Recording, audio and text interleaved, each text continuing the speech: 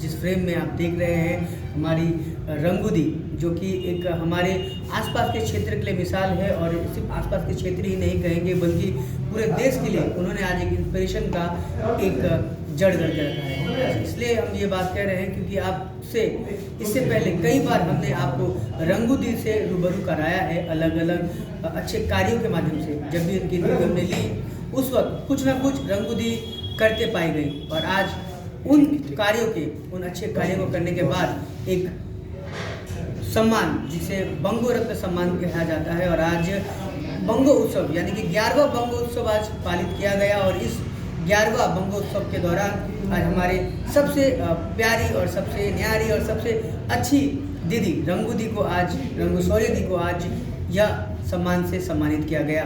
और इसके बाद ही तुरंत जब वो सिलीगुड़ी से लौटी हैं उस वक्त थोड़ा उनका कीमती समय हम उन्हें ले रहे हैं, और लेते हुए आप सभी के साथ जुड़े हैं और जुड़कर आज दीदी से बात करेंगे कि किस तरीके से ये जो अवार्ड है वो उन्हें और भी आगे अच्छा काम करने के लिए प्रेरित करेगा। और वैसे भी वो हमेशा से प्रेरित रहती हैं और अच्छे काम करने के लिए कुछ ना कुछ कोशिश और जरिया ढूंढती हैं। ऐसे में हमारे साथ जुड़े हैं हमारे एक टीम मेंबर प्रशांत आचार्य जी, वो भी हमारे साथ और दीदी के साथ बात करेंगे। तो हम चाहेंगे सबसे पहले रंगू दीदी से ये पूछने के लिए कि दीदी सबसे पहले आपको बधाई है कि आप इस तरह के अवार्ड, आपको एक सम्मान जो है आपको मिला है। फर्स्ट ऑफ ऑल तो आप सभी को भी धन्यवाद बोलना चाहूँगी, और जो आज सम्मान मुझे मुख्यमंत्री आदरणीय मुख्यमंत्री के हाथ से मिली है, तो मैं पश्चिम बंगाल सरकार को भी धन्यवाद देना चाहती हूँ, और जिन्होंने मेरा नाम प्रपोजल दिया, जिसने सेलेक्ट किया, उनको भी धन्यवाद देना चाहूँगी, क्योंकि ऐसे तो शायद वहाँ तक पहुँचे नहीं होंगे। किसी न किसी ने तो दिया होगा नाम, सुझाव के माध्यम हो या मेरे काम की एक्टिविटी के बारे में हो। सो सभी को मैं धन्यवाद बोलना चाहूँगी। अच्छा प्रशांत सर, आप क्या पूछना चाहेंगे दीदी से? पूछना तो बहुत सारा है, लेकिन क्योंकि दीदी आज थक चुकी है, बहुत सारा उन्होंने दिन भर मतलब वहाँ पे सिलीगुड़ी में व्यस्त थी। ये एक चीज़ कहना चाहेंगे, हमारे लिए गर्व की बात है क्योंकि ये हिस्टोरिक एक अवार्ड है इस क्षेत्र में। अभी तक बंगो रत्न यानी कि जो स्टेट लेवल की सबसे प्रेस्टिजियस अवार्ड है। मैं दीदी आप थोड़ा उधर देखिए बात करें। इस क्षेत्र के जो इस क्षेत्र में मतलब किसी ने एक प्रेस्टिजियस अवार्ड, क्योंकि बंगो रत्न एक प्रेस्टिजियस अवार्ड, स्टेट अवार्ड मिला है। लेकिन इससे पहले भी दीदी ने राष्ट्रपति के हाथ से पुरस्कार जो कि 100 वुमेन्स को दिया गया था, इंडिया की 100 वुमेन्स को दिया गया था, उसमें दीदी का नाम इस क्षेत्र में प्रथम एक लेडी थी जो कि इस क्षेत्र में ब्रेवरी अवार्ड यानी कि फिलिप्स गॉडफ्रे अवार्ड उनको मिल चुका है। तो ये दीदी का अवार्ड का सिलसिला बहुत आगे से ही चल रहा था। और सबसे बात यह है कि दर्शकों को ये कहना चाहूँगा कि दीदी को अवार्ड से ज़्यादा दिलचस्पी उनको क्या है कि काम करना पसंद है, क्योंकि मैंने करीबी से उनको, जब से मैं इस पत्रकारिता क्षेत्र में लगभग 19 साल से उस क्षेत्र में मैं जब से था तभी से दीदी को मैं देखा, उनकी स्टोरीज बहुत ही कवर किया। कभी भी उन्होंने, हम उल्टा गुस्सा करते थे कि दीदी आप ऐसा किया, आपने रेस्क्यू किया, हमें क्यों नहीं बुलाया, तो दीदी बोलती थी मुझे याद ही नहीं रहता। जब मैं काम में जाती हूँ तो काम में इतना डूबी रहती हूँ कि मुझे याद नहीं है कि मीडिया को बुलाना है, उनको ये करना। मेरा फर्स्ट और ये शिकायत हमेशा हमारी रहती थी कि दीदी आप इतने बड़े बड़े ऑपरेशन करते हैं, इतने बड़े रेस्क्यू करते हैं, अपने जीवन को दाव पे लगाकर आपने कहते हैं रेस्क्यू किया है। तो कई बार हमें लगता है इतनी बड़ी खबर थी, इतनी बड़ी बात थी, आपने हमें सूचित नहीं किया। तो दीदी हमेशा से कहती थी कि क्योंकि ऑपरेशन हम चाहते हैं जितना कम लोगों को इन्फॉर्मेशन हो, जितनी जल्दी उसको रेस्क्यू कर पाए, टाइम कम बचता है, इस वजह से वो तुरंत पहुंचती थी। लेकिन उसके बाद का जो दिन होता था वो हमारे लिए एक बड़ा एक ब्लास्ट होता था, हमारे लिए बड़ी खबर होती थी। और एक चीज़ हमें तो और भी आज के दिन इतना खुश लग रहा है, यानी कि 24 तारीख को ही खबर आजकल नॉर्थ बंगाल एक्सप्रेस की तरफ से प्रोग्राम भी किया गया था, दिमाग जोध में जाके दीदी को आमंत्रित किया गया था। उनको ब्रेवरी अवार्ड भी हम लोग ने, छोटा सा अवार्ड हो लेकिन ब्रेवरी अवार्ड ही होता है, एक वो प्यार था हमारी जी। तो उसके बाद तुरंत मैंने एक सप्ताह के अंदर ही उनको स्टेट का प्रेस्टिजियस अवार्ड मिला। ये तो हमें भी लगता है कि हाँ मतलब दीदी ने सचमुच मतलब अवार्ड डिजर्व करती है, डिजर्व तो करती है। मतलब उस चीज़ के लिए एक तरह से कहें कि अवार्ड एक तरह सही मायने में कहें तो एक सच्चे जगह पर गया है, एक्यूरेट 100% एक ऐसे जगह पे गया है जहाँ पर उन्हें मिलना ही चाहिए था। अच्छा दीदी से बात कर रहे हैं। दीदी एक चीज़ बताइए, आपके बारे में तो आपका इतने सारे काम है, लेकिन आज मुख्यमंत्री से रूबरू हुए, हमने देखा लाइव प्रोग्राम में, उनका प्रोग्राम में भी देखा, आपने कुछ उनके साथ शायद दो शब्द उनको कहा, क्या कहा दीदी? एक्चुअली इतना टाइम तो नहीं था, लेकिन उनको मैंने यही बोला कि जो हम लोग यहाँ पे करते हैं, जो महिला के ऊपर जो होती है, जस्ट मैंने लेते लेते हुए उनको बोला, तो उन्होंने जस्ट मुझे एक बंदे को दिखाया पीछे से कि कोई चश्मा पहना हुआ था, तो उनको दिखा के उनसे बात करने के लिए बोले। लेकिन वहाँ से निकलते वक्त मैंने उनका नंबर भी नहीं लिया, वो तो मैं ढूंढ लूँगी और ऑब्वियसली मैं उनका ऑफिस में जाऊँगी और बात करूँगी जरूर। जी।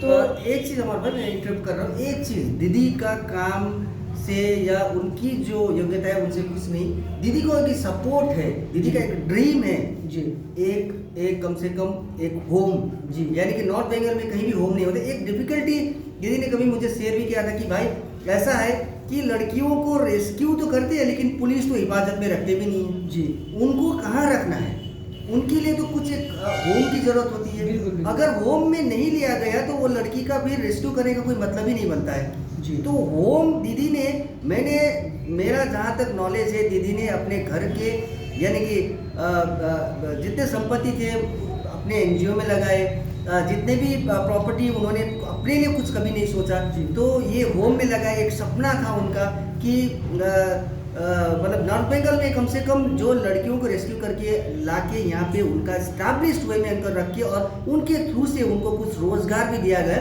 तो ये बहुत बड़ी बात होगी। और ये सपना लेके दीदी आगे थी, लेकिन अभी भी कुछ वो सपना अधूरा है।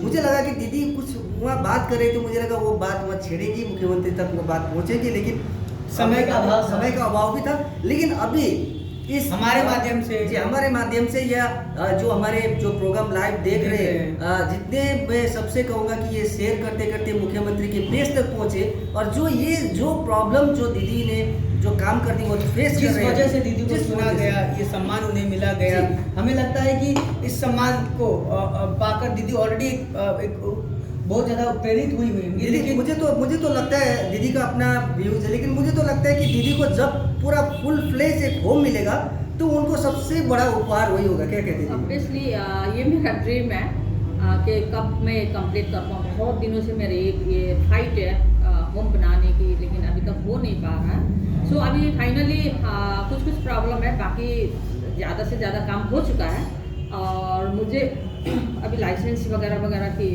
थोड़ा सा प्रोसेस में हूँ। सो मुझे इस बार इस जो अवार्ड है, इस अवार्ड से मुझे लगा कि शायद मेरा रास्ता खुल रहा है जी, क्योंकि अभी तक जहाँ भी मैं अप्लाई करती थी शायद गवर्नमेंट में ही मेरा कुछ प्रॉब्लम हो जाता था, तो मैंने लेंदी हो रहा था। तो अभी इसके वजह से मुझे लग रहा है कि इन फ्यूचर मुझे बहुत सारा मैंने सपोर्टिंग मिलेगा और मैं बहुत अच्छी तरह से काम कर पाऊंगी, क्योंकि ये जो होम है ये सच्ची में ये आज का नहीं है। इससे पहले शायद प्रशांत भाई से भी एक हम लोग ने कोई इवेंट के लिए बात किए थे। वो इवेंट भी इसलिए हम लोग ने ऑर्गेनाइज करना चाह रहे थे क्योंकि मुझे वहाँ फंड चाहिए जी। वो 10 लाख 15 लाख में कंप्लीट होने वाला बिल्डिंग ने बहुत ज़्यादा हम वहाँ पर गए भी थे, हम एक बार वहाँ पर जाकर इंटरव्यू भी लिया था। इसीलिए अभी भी वहाँ पे करीबन अभी भी वहाँ पे है कुछ खर्चे हैं, लेकिन मैं जितना जल्द हो सके मैं रेस्क्यू करना चाहूँगी, क्योंकि हमेशा कहीं शिव मंदिर से, कभी मतिगड़ा से, कभी कहीं से मैंने हमेशा फ़ोन आती है कि ऐसा लड़कियाँ पड़ी हुई है तो उन लड़कियों के लिए जो होम हम लोग वो होम एक्चुअली है नहीं, वो तो traffic girls and distribute lady के लिए है। लेकिन जो रास्ते में जो लड़कियाँ रहती है, हो सकता है वो मानसिक तनाव हो, उनके साथ कुछ भी हो सकता है, लेकिन जब भी इन लोग को देखती हूँ मुझे बहुत दुख होता है कि कब मेरा कंप्लीट होगा। खैर उसमें रहने के उसको वो हो या ना हो, लेकिन कहीं ना कहीं उनको मैं थोड़ा सा हेल्प कर सकती हूँ, थोड़ा सा वो कर सकती हूँ। तो जो अभी मैंने रिसेंटली ये मिलने से पहले क्या हुआ था, आप लोग के थ्रू से छोटा सा हो गया था, फिर 26 जनवरी को SDO के हाथ से भी एक सम्मान मिला था मेरे सब डिवीज़न से। तो तभी मुझे लगा था कि इस बार चलो गवर्नमेंट से हो रहा है, इसका मतलब मैंने गवर्नमेंट को पता चल रहा है, सो सम्मान दे रहे हैं। इसका मतलब अब उन लोग के साथ मिल के मुझे काम करने में थोड़ा ईजी होगा।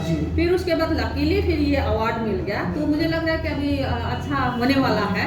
अच्छा दीदी, एक चीज पूछना चाहेंगे, इस अवार्ड से आप कितना प्रेरित हो रहे हैं, कितना इंस्पायर होंगे आप इस आगे काम के लिए? देखो एक्चुअली मेरा जो सच है मैं बना चुना के नहीं बोल पाती और मुझे अच्छा भी नहीं लगता ये सारी चीज़ें। अवार्ड एक ऐसी चीज़ है, इससे कितना इंस्पायर होगा नहीं होगा वो अपने ऊपर डिपेंड रहता है ना। कोई ऐसे होते हैं जो अवार्ड मिला, दौड़ के 2-3 दिन काम किया, उसके बाद फिर सैक हो गया। लेकिन मैंने जब से ये काम शुरू किया, कभी भी मैंने ना दिन बोला है ना रात बोला है। हाँ, मुझे एक बात ये भी पता है कि एक बार मैं मुंबई रेस्क्यू करने के लिए गई थी, तो उस टाइम पे प्रशांत मुंबई में शायद लॉ प्रैक्टिस कर रहा था मेरे ख्याल से। तो उस टाइम पे भी करीबन मेरे साथ 11 टीम थे, हाँ 11 लोग थे। उस टाइम पे भी इनका घर में जाके जो भी हो, हम लोग ने 1 डे वहाँ पे स्टे किया, लंच वगैरह वगैरह सब इनके वहाँ से थ्रू से हुआ था। तो मैं कोई अवार्ड पाऊंगी, अवार्ड मुझे मिलेगा फ्यूचर में, मैंने कभी सोचा नहीं था। ये सच बात बोलूँ तो सोचा ही नहीं था। तो अचानक से जब मिलता है ना, बहुत खुशी होती है। अगर मैं सोचती कि हाँ मैं अवार्ड के लिए कर रही हूँ, अगर वो नहीं होता तो फ्रस्ट्रेशन होगा, लेकिन मुझे कभी फ्रस्ट्रेशन नहीं हुआ ना, क्योंकि मुझे हमेशा अच्छा काम करना चाहिए, अच्छा कर्म करना चाहिए। कहीं ना कहीं तो इसका मूल्यांकन होगा, चाहे वो देरी हो या पहले हो। जी दीदी, और एक चीज़, जैसे आपने कहा कि लगता है इस साल हमारे लिए कुछ अच्छा हो, क्योंकि आपने थोड़ा संकेत आपको मिला भी है। यानी कि 2020 तो कोरोना ने इतना मार दिया कि मतलब टोटली इस इंडस्ट्री में भी, यानी कि नॉट ओनली मीडिया इंडस्ट्री, सारे जितने भी इंडस्ट्री, इवन NGOs को भी काम करने में थोड़ा सा बाधा आई थी। लेकिन 2021 की शुरुआत से, यानी कि हम कह सकते हैं कि 21 की जो शुरुआत से मतलब एक संकेत, अच्छा संकेत आ रहा है, अच्छा संकेत आगे आ रहा है। जाएगा कुछ अच्छा कुछ होने तो वाला है। ये चीज़ मतलब आपकी अभी जो है, आपने मतलब कौन सी चीज़ को अभी थोड़ा सा मतलब आपको बाधा दे रही है, तो आपके जो काम में क्या रुकावट आई है, क्या सहयोग, या तो क्या कहना चाहेंगे मतलब? सबसे फर्स्ट ऑफ ऑल तो बाधा है फाइनेंशियली है ना। अगर फाइनेंशियली स्ट्रांग होता है तो मैं कब का कंप्लीट कर चुकी, इतना तक तो मुझे लाइसेंस के लिए अप्लाई भी करती तो मिल जाता। अमाउंट नहीं था, बजट नहीं था, जिसकी वजह से मुझे रुक के करना पड़ा, क्योंकि कोई बच्चे लोग आते स्कूल से, वो लोग देते, फिर हम लोग काम शुरू करते, फिर मैंने कितना महीने तक बंद हो जाता। फिर मैं फ़ोन में हो या कहीं से भी, या किसी ने लगा कि हाँ उनको पता चला कि वहाँ पे होम हो रहा है, तो कोई आते, फिर वो लोग टाइल्स देंगे या सीमेंट देंगे, जो भी हो। इस टाइम से अटक के काम हो रहा है। तो अभी ऑलमोस्ट तो हो गया है। अब बाकी जो चीज़ है तो मैं सभी को अभी भी अपील करूंगी, आप लोग आगे आओ, कोई छोटा वो चीज़ें दो जिसकी वजह से मुझे इजी हो, क्योंकि सच्ची में बहुत सारा प्रॉब्लम है। कुछ दिन रिसेंटली इसी महीने में होगा शायद, मिरिक में एक लड़की मिली थी, मिरिक में नहीं लोहागढ़ में। तो उस टाइम पे SDO के पास किसी ने फ़ोन किया, उसके बाद BDO को गया, BDO ने फिर OC को बोला, तो इस भाई मैंने पूरा रोटेशन हुआ था। हाँ, तो जो अगर एक होम होता तो पुलिस जल्दी उस लड़की को निकाल के उस होम में लेके चले जाते, लेकिन ये नहीं होकर घूम रहा है पूरा। हाँ, अभी भी ये सारा प्रॉब्लम है। तो ये नॉर्थ बंगाल के लिए एक मॉडल होगा, ये जो हम लोग बना रहे हैं नॉर्थ बंगाल के लिए मॉडल होगा। और सिलीगुड़ी में इसलिए भी जरूरी है क्योंकि ये नॉर्थ ईस्ट से जुड़ा हुआ है, सिक्किम से जुड़ा हुआ है और नेपाल से जुड़ा हुआ है ना। तो रात को अगर हम लोग 10 बजे यहाँ से लड़कियाँ निकालेंगे या कोई भी बच्चे निकालेंगे, तो रात के समय हम लोग नेपाल भी नहीं जा सकते, क्योंकि बॉर्डर बंद हो चुका होता है ना। तो इसी वजह से इसको इतना रात को फिर हम लोग कैसे लेके जाएंगे कुछ भी आप। तो ये सारा टेक्निकल प्रॉब्लम वगैरह है। सो यहाँ को अभी भी मैं डिपार्टमेंट से, गवर्नमेंट को अभी भी मैं अपील कर रही हूँ, और आम पब्लिक को भी अपील कर रही हूँ, आप लोग थोड़ा समझने की कोशिश करो इस चीज़ को, क्योंकि अभी तक हो सकता है आपका घर से कोई लड़की मैंने बाहर नहीं गई हो या ऐसा केसेस नहीं हुआ हो, लेकिन किसी ना किसी का लड़की या किसी ना किसी की बेटी के साथ तो हो रहा है। सुरक्षा के लिए कैसा? हाँ, उसी सुरक्षा के लिए, भले कल हम लोग रहे ना रहे, लेकिन वो होम तो हमेशा रहेगा, है ना। तो उसके बाद मतलब आपका बोलना है कि आप एक पहल करना चाहते हैं, आप चाहते हैं कि प्रशासन हो, ये सबसे बड़ा हेल्प प्रशासन ही कर सकती है, और अगर जल्दबाजी में जल्दी करना है तो प्रशासन ही सबसे पहले कर सकती है। तो अगर नहीं, मैं थोड़ा सा यहाँ पे वो करूँगी, प्रशासन के ऊपर भी मैं पूरा डिपेंड नहीं कर पाऊँ, क्योंकि प्रशासन का क्या होता है कि उनका प्रोसेस में चला जाता है ना। तो मुझे बहुत लंबा वेट करना पड़ेगा। जैसे मान लो मैंने MP को दिया, तो MP तो ऐसे से अपने पॉकेट से निकाल के नहीं देंगे, वो पूरा वेरीफाई करेगा, फिर DM को देगा, फिर DM से वहाँ पे वो करेगा। तो मिनिमम मैंने 4-5 मंथ लग ही जाता है ना। तो इसीलिए अब जितना काम उठना था उस टाइम पे मुझे कहीं से हेल्प नहीं मिला, मैंने सरकारी हिसाब से बोलूँ तो, है ना, चाहे MP हो, चाहे MLA हो, चाहे सरकारी सहयोग नहीं मिला, है ना। वहाँ पे लोगों का एक लोगों का कंट्रीब्यूशन किया हुआ है, जिसकी वजह से इतना तक बन गया है। तो अभी भी मैं लोगों को ही बोलूंगी, मैंने आम जनता को बोलूंगी कि आप लोग थोड़ा सा आगे आओ, मैंने श्योर होगा, क्योंकि जितना बनना था वो तो बन गया है, अब थोड़ा बहुत बाकी है। थोड़े के लिए आप अपने आप और आप बाकी जो लोग अभी वीडियो देख रहे हैं उनमें से कोई भी अगर अच्छे दिल वाले हैं जो समाज के लिए सोचते हैं, समाज के लिए कुछ करना चाहते हैं, तो रंगू दीदी जैसे कर रही है, आप एक छोटा सहयोग देकर भी रंगू दीदी के साथ आप ताल में ताल मिला सकते हैं, घर बैठे ताल में ताल मिला सकते हैं। तो सहयोग जो है दीदी चाहती है, हम भी चाहते हैं कि एटलीस्ट एक सहयोग मिले, जो काम वो कर रही है उस पर और एक बड़ा एक डबल एनर्जी उनके पास हो। जी सही कहा। ये उद्देश्य आज का हमारा जो विषय है, उन दीदी ने क्या काम किया या दीदी को और क्या काम करना, उससे बड़ी बात है कि उनकी जो सपना है वो साकार किस तरह से हो पाएगी। और गवर्नमेंट अगर चाहेगी, यानी कि मैं मुख्यमंत्री से भी गुजारिश करूंगा कि इसी चैनल के माध्यम से कि अगर मुख्यमंत्री के थ्रू से भी अगर किसी डोनर या किसी को भी अगर वो निर्देश देते हैं तो ये काम जो है ना अमर भाई, ये बहुत बड़ा काम, ये समय लगने वाला नहीं है। उनका निर्देश का सिर्फ एक छोटे से निर्देश की जरूरत है। अगर वो चाहेगी किसी को, या तो कंसर्न मिनिस्टर हो या कंसर्न किसी भी डिपार्टमेंट को, अगर वो बोलेंगे कि आप ये काम कर दो, तो ये बहुत नामुमकिन बात नहीं है। और एक चीज़ ये भी कहना है, ये तो रही गवर्नमेंट की सपोर्ट की बात, हमारी यूनियन गवर्नमेंट है, स्टेट गवर्नमेंट, ये स्टेट गवर्नमेंट है, यूनियन गवर्नमेंट की बात है। दूसरी ये भी हमारे देश में ऐसे भी व्यक्ति हैं जो एक दिन में ही जो एक होम की पैसे भी मतलब उन लोग उनके लिए खर्च भी कर देते हैं। यानी कि उन लोग जाके घूम के, यानी कि हांगकांग ट्रिप या कहीं ट्रिप, अभी तो कोरोना की वजह से है, लेकिन अपने ही देश में भी एक दिन में इतने पैसा खर्चाने वाले भी हैं। लेकिन अगर वो सही जगह पर पे अगर ये जिंदगी भर के लिए काम आ जाए 100%। और ये कॉज जो है, ये एकदम ही कॉज ऐसा कॉज है जो कि एक महिला की सुरक्षा की बात है, अपनी बेटियों की सुरक्षा की बात है, जहाँ की उनको रेस्क्यू करके लेके आने के बाद भी वो सही तरह से जीवन नहीं व्यतीत कर पाती है। वो उनको फ्रस्ट्रेशन लगता है, और वो जो नर्क के जीवन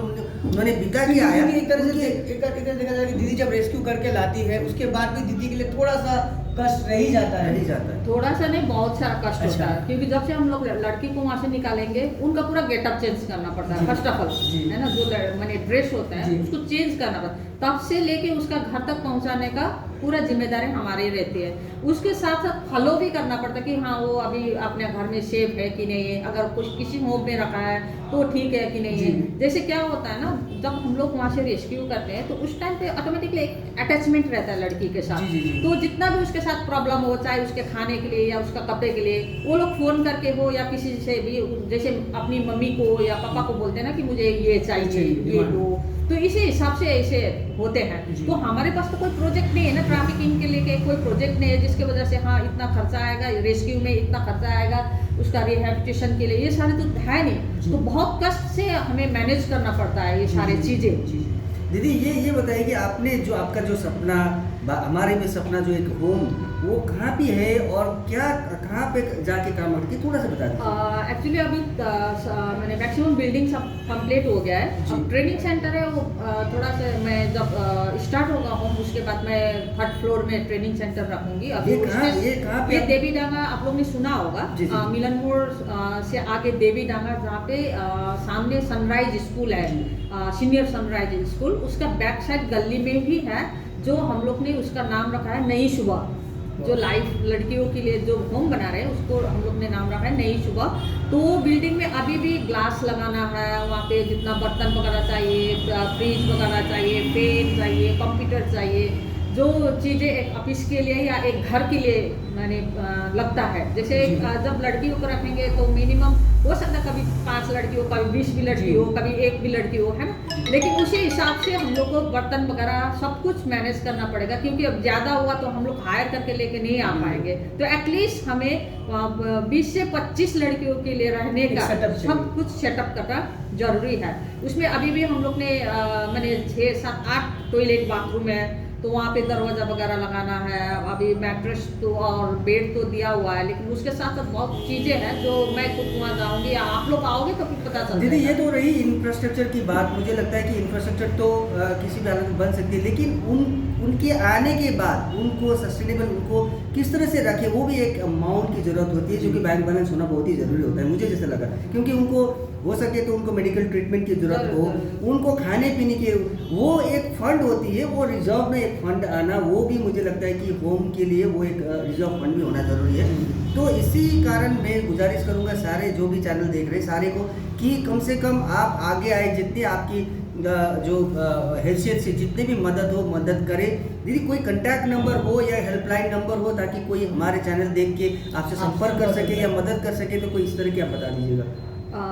अभी प्रश्न आपने जो बोला कि एक बजट की ज़रूरत होती है। ऑब्वियसली किसी भी चीज़ काम करने के लिए बजट की ज़रूरत होती है, लेकिन मैंने हमेशा जब भी ये काम शुरू किया था मेरे पास जीरो था, मेरे पास कुछ भी नहीं था। इवन यहाँ तक उस टाइम पे यहाँ से मुझे पानीगट्टा जाने के लिए यही बागडोगरा है जहाँ पे मैं घंटों तक मुझे वेट करना पड़ता था, और कभी कभार मेरे ऑटो में जाने के लिए भी मेरे पास भाड़े नहीं होते थे। यहाँ से जाके भी पानीगट्टा में उतार के मैं किसी को मैंने आमने सामने देखती थी तो कोई भी मिलता था तो मुझे 20 रुपये पैसे दो बोल के उनका वहाँ से लेकर ड्राइवर को देती थी। इस हिसाब से मैंने काम शुरू किया।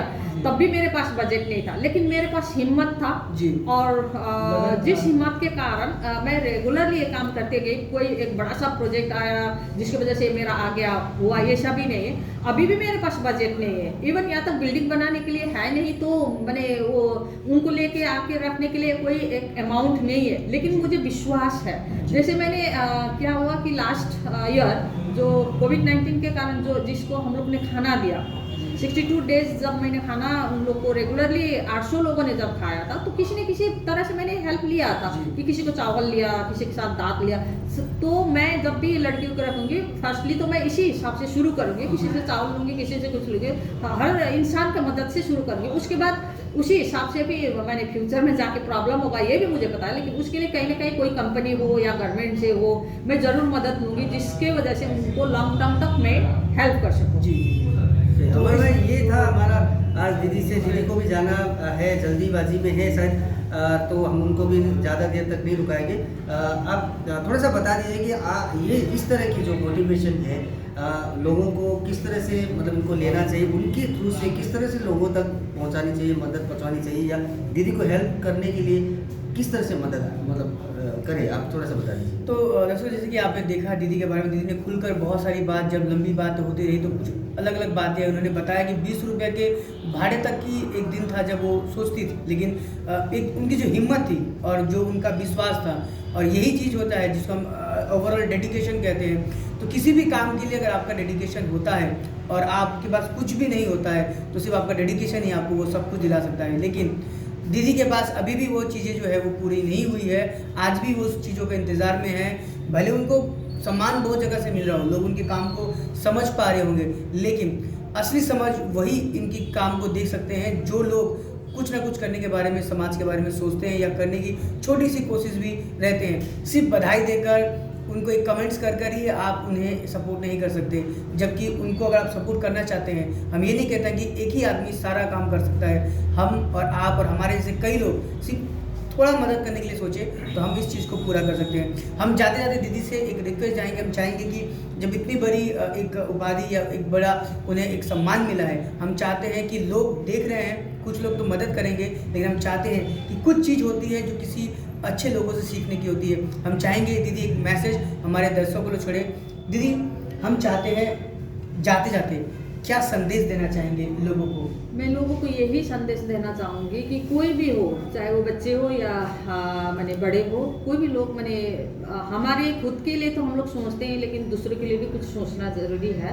और मैं सभी को ये नहीं बोलूँगी कि सब आप लोग सारे लोग जाके मैंने सोशल वर्क करो, ये भी नहीं बोलूँगी, लेकिन जहाँ पे भी हो आप लोग, जिस जगह पे भी बैठे हो, लेकिन कुछ टाइम के लिए सोसाइटी के लिए, अपने देश के लिए सोचो तो ज़रूर अच्छा होगा। और दूसरी बात, कभी कभार क्या होता है कि अच्छे काम करते करते बहुत सारा अड़चन भी आती है, और कभी कभार ऐसा भी हो जाता है कि फ्रस्ट्रेशन जैसा भी हो जाता है कि ये कर रहे हैं, ना तो सोसाइटी वाला समझ पा रहा है, ना तो मैंने सरकार समझ पा रहा है, ना तो कोई समझ पा रहा है। हम लोग क्या पागल की तरह दौड़ रहे हैं, पागल की तरह काम कर रहे हैं। एक्चुअली हम लोग पागल नहीं है, एक्चुअली है हम लोग एक एडिक्ट की तरह ही है सोसाइटी के लिए। तो मैं यही बोलना चाहूँगी, जितना भी है, जो भाई बहन है, जो अभी बहुत सारा सोशल मीडिया के थ्रू से मैं देखती हूँ कि बहुत सारा इंटरेस्टेड लोग भी हैं, चाहे छोटा हो या बड़ा हो, काम करने के लिए इंटरेस्टेड रहता है। तो उन लोग को सभी को मैं ये बोलूँगी, आप लोग आगे आओ, आप अच्छा काम करो, मैंने ईमानदारी के साथ काम करो, सही नीडी लोग हैं उनको सपोर्ट करो। कहीं ना कहीं अभी हो सकता है आप लोग को अनदेखा हो, आप लोग को अभी नहीं पहचाना हो, आप लोग को अभी किसी ने वो नहीं किया हो, लेकिन एक दिन ऐसा दिन आएगा जब आप अच्छा काम करोगे, एक दिन आपको मूल्यांकन जरूर होगा क्योंकि मैं यही चीज़ को विश्वास करती हूँ, काम के ऊपर ही विश्वास। अगर काम ही नहीं करेंगे, सिर्फ वो करेंगे तो सोच रखेंगे तो कुछ होगा नहीं। सोच के साथ साथ आगे आके फील्ड में जाके कुछ लोगों का हेल्प जरूर करो। आप लोग के लिए भी एक दिन जरूर ऐसा अच्छा दिन आएगा, जो जो कर रहे हो काम उनके लिए भी अच्छा दिन आएगा। तब आप लोग समझ पाओगे उस टाइम पे कितना एनर्जी आती है। इस चीज़ से आपका घर वालों कितना गर्व कर सकते हैं, आपका मैंने सोसाइटी वालों कितना गर्व करते हैं, आपका देश कितना गर्व करते हैं। उस टाइम पे आपका खुशी समा नहीं पाएगा। तो बहुत बहुत शुक्रिया दीदी, आप हमारे साथ जुड़े थे, अपना कीमती समय आपने हमें दिया। दर्शकों, आपने भी अपना कीमती समय हमें दिया और आप सभी को खबर आजकल देखने के लिए हम हमेशा से आभार व्यक्त करते हैं। साथ ही साथ रंगू दीदी को और रंगू दीदी जैसे लोगों को जो समाज के लिए अपने जीवन को दांव पे लगाते हैं, अपने समय और अपने घर परिवार को भी दांव पे लगाकर पूरी शक्ति के साथ वो जुड़ जाते हैं, तो उन्हें हम इसी तरह अपने कैमरे में कैद करते हैं और आप हमारे खबर आजकल के माध्यम से आप देखते हैं। तो आप सभी का खबर आजकल से बहुत बहुत धन्यवाद करना चाहूँगा और दीदी को हम चाहेंगे कि आप इस वीडियो से, दीदी ने जो मैसेज दिया है, दीदी ने जो अपना संघर्ष बताया है, अगर आप शेयर करते हैं, कुछ लोग अगर देखते हैं, हो सकता है इस वीडियो को देखने के बाद उन लोगों में भी थोड़ी सी कुछ चेंजेस आए और वो दीदी को मदद करें। मैं छोटा सा एक बात यहाँ पे बोलना चाहूँगी। एक सोशल मीडिया ही ऐसा है जिसके थ्रू से मेरे पास कुछ मैंने फ्रेंड्स ऐड हुआ था, जिसकी वजह से मुझे बहुत हेल्प मिला था वो होम बनाने के लिए। हाँ, तो मैं चाहूँगी कि आप लोग का एक एक शेयर से शायद किसी ना किसी ऐसे दाता के पास पहुँच जाएगा, जिसकी वजह से कहीं ना कहीं ढूंढते हुए हमारे पास, हमारे ऑफिस में आएगा, तो ज़रूर हमें हेल्प मिलेगी। यही चाहती है। तो ज़्यादा देर अब भी उम्मीद बाकी है और दीदी की काम भी अभी बाकी रहेगी और दीदी को दीदी ने जो सम्मान दिया इसके लिए बहुत बहुत शुक्रिया। तो आप देख रहे थे खबर आजकल से मैं अमर शाह, प्रशांति और रंगू दीदी की तरफ से आप सभी को धन्यवाद। Thank you. Thank you.